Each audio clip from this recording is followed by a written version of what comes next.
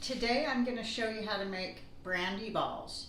The recipe calls for bourbon, whiskey, brandy, anything you'd like. I prefer brandy. I really don't care for bourbon specifically because in high school my sister and I got into our dad's alcohol cabinet and I got really sick on it. So I've never liked bourbon. So I'm going to make brandy balls, but it's the same exact recipe whether you want to use bourbon, any kind of whiskey, or brandy. And this is a dessert my mom made when we were kids growing up. This was the cookies that we weren't allowed to touch, but we found our way into tasting them. And this is the simplest recipe you'll find. It's the most traditional, classic bourbon slash brandy ball recipe you'll find, but it's super easy to make, and it's a no cook recipe. So I think you're going to enjoy this recipe. I'm going to show you how to make them. So before we start, I'm going to let you see the ingredients that go into making these brandy balls or bourbon balls. You have your vanilla wafers. You have either brandy or bourbon or any kind of whiskey.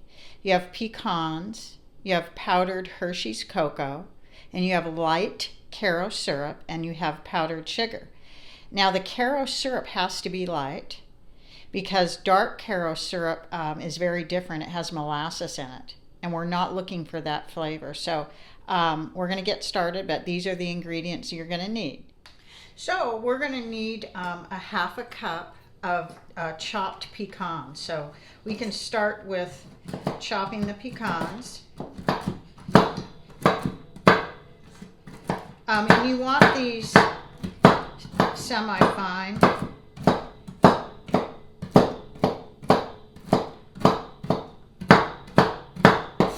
So what you're going to do is you're going to chop the nuts first before you measure. So we want a half a cup of chopped pecans.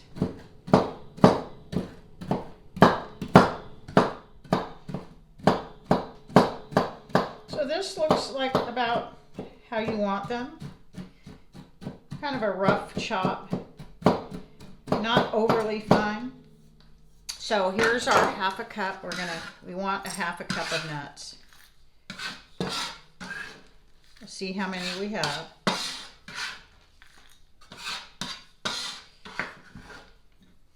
Looks like we're almost right on target.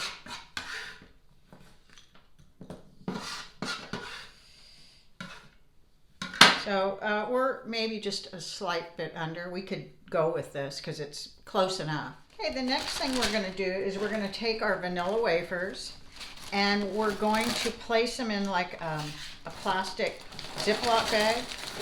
And you're going to get a rolling pin. This is the easiest way to crush your vanilla wafers. We need a cup and a half of crushed vanilla wafers. So this is the easiest way to crush them, just like this.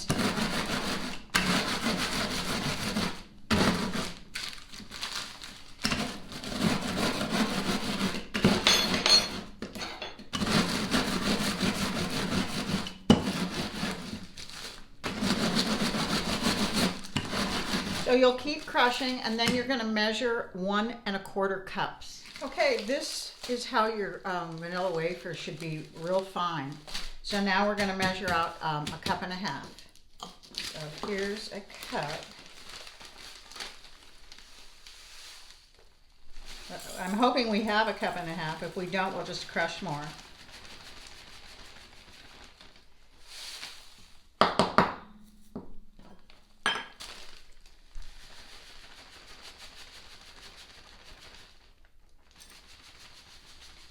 Wow, we're really hitting it today. Looks like exactly a cup and a quarter of finely chopped vanilla wafers. Well, yeah, we're exact here. So what we're going to do next is we're going to take our bowl and we're going to pour our vanilla wafer crumbs in the bowl with a half a cup of powdered sugar and a tablespoon of cocoa powder. So let me measure that out. And there we go. We got a tablespoon of cocoa. And so this is our dry ingredients. These are our dry ingredients. Now we're going to go with the wet ingredients. Okay, so next we're going to take our brandy and we're going to pour 1/4 of a cup in a little separate container here. So here's 1/4 cup of brandy or bourbon or any kind of whiskey. You just put it in a separate little bowl. And then we're going to take 1 tablespoon and a half of your light Caro syrup. And like I said, it has to be light because the dark Caro syrup has molasses in it. We don't want that molasses flavor. So I'm gonna kind of stir that around. And now we got to get another 1.5 tablespoons. So I'm going to fill this halfway. Okay. We're just going to kind of blend this together. The corn syrup and the bourbon or brandy. So you want to get this kind of stirred pretty well, where it's kind of blended. And then in the meantime, what you're going to do is you're going to put your pecans in on top of everything. And you're going to kind of mix everything together in here, all your dry ingredients, your cocoa, your powdered sugar, everything. Vanilla wafers, everything's as fine as it can be. The nuts are kind of like a rough fine. So after you do that, and you've blended your cornstarch and your bourbon or brandy in, you're going to pour all of this in. So that's what we're going to do right now. Just like that. And then you can take a spoon and you're going to stir everything together. So it's going to be kind of it's going to be a moist type of cookie dough. And that's what it's supposed to be. So this is all, I can smell all the brandy. It smells really good. So once you get this all mixed together, we're going to mold them into little balls, like I would say like inch balls. They can be like this size. You know, you don't want them too big. They'll be popping with flavor of your whiskey or brandy. So let me get the powdered sugar. Okay, you could do this before or after. It could have been done either way. You're just going to put some powdered sugar in a little dish. This looks like about enough. There's no measurement here. And then you're going to get your cookie batter, and you're going to get a container with like a napkin underneath, and you're going to just start rolling these into small little balls. So you're going to kind of mold it in your hand.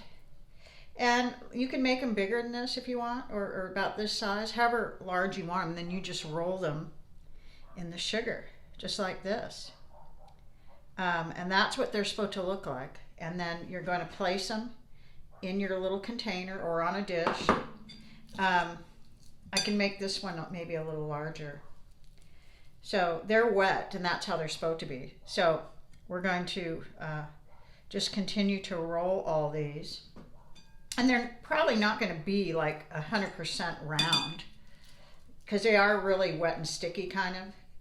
So it's, you know, you don't have to have them exactly perfectly round. They're just going to be a circle, but they don't have to be exactly perfectly round. So we're going to continue with this and just finish making all the little balls, and I'll be back. So here they are. These are completely done. So there's 6, 9, 12, 13, 14, 15, 16, 17. There's about 19 of these small ones. You can double the recipe if you're going to be having and serving a large party. Then you will want to double the recipe. The next step is we put these in the refrigerator and let them set. These traditionally can be refrigerated for 5 to 6 days before you even have one, because it soaks in the alcohol, and they're preserved in that way also. So I'm going to refrigerate these, but I'm going to try one right now for you. So this is small, they're not real large.